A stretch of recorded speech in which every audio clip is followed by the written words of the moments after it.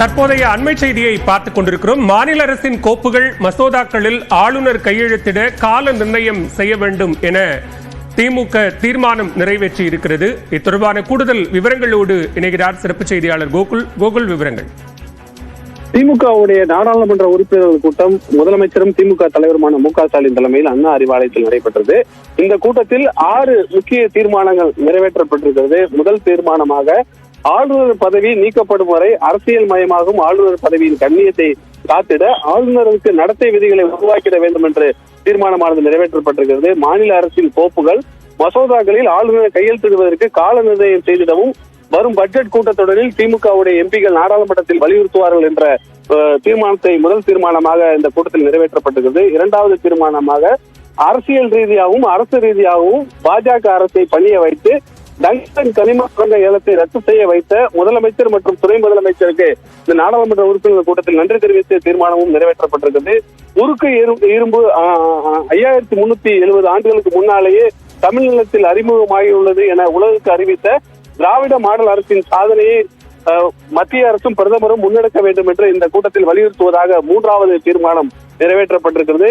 கூட்டாட்சி தத்துவம், மாநில கல்வி உரிமை, உயர்கல்வி அனைத்திற்கும் பாதிப்பை ஏற்படுத்தும் பல்கலைக்கழகத்துடைய நிதி நல்கை குழுவின் வரைவு நெறிமுறைகளை திரும்ப பெற திமுகவுடைய மாணவர் அணியினரும் திமுகவுடைய நாடாளுமன்ற உறுப்பினர்களும் டெல்லியில் போராட்டம் நடத்துவது என்ற தீர்மானமும் நான்காவது தீர்மானமாக நிறைவேற்றப்பட்டிருக்கிறது. சிறுபான்மையினர் நலனை பாதிக்கும் வகுப்பு சட்டத்தை திருத்த மசோதாவை நிறைவேற்ற துடிக்கும் மத்திய அரசுக்கு கண்டனம் தெரிவித்தும் இந்த நாடாளுமன்ற உறுப்பினர்கள் கூட்டத்தில் தீர்மானமானது நிறைவேற்றப்பட்டிருக்கிறது. 6வது தீர்மானமாக தமிழ்நாடு என்ற வார்த்தையே இல்லாமல் கடந்த நிதிநிலை அறிக்கையை தாக்கல் செய்த மத்திய அரசு இந்த முறை தமிழ்நாட்டின் திட்டங்கள் பேரிடருக்கு நிதி ஒதுக்கீடு செய்தும் மாநிலத்திற்கு முத்திரை திட்டங்கள் மற்றும் புதிய ரயில்வே திட்டங்களை அறிவிக்க வேண்டும் என்று நாடாளுமன்ற உறுப்பினர்கள் கூட்டத்தில் 6வது தீர்மானமாக நிறைவேற்றப்பட்டிருக்கிறது.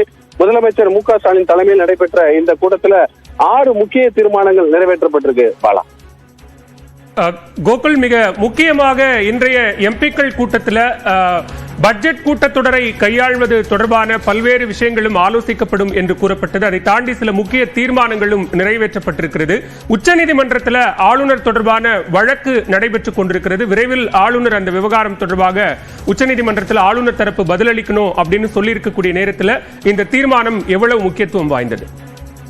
நிச்சயமாக வரும் பட்ஜெட் கூட்டத்தொடரானது 31ஆம் தேதி நடைபெறக்கூடிய நிலையில பட்ஜெட் கூட்டத்தொடரில் திமுகவுடைய நாடாளுமன்ற உறுப்பினருடைய செயல்பாடு எப்படி இருக்க வேண்டும், எந்தெந்த பிரச்சனைகளை நாடாளுமன்றத்தில் எழுப்ப வேண்டும் உள்ளிட்ட பல்வேறு விஷயங்கள் குறித்து இந்த நாடாளுமன்ற உறுப்பினர் கூட்டத்தில் ஆலோசனை நடத்தப்பட்டது.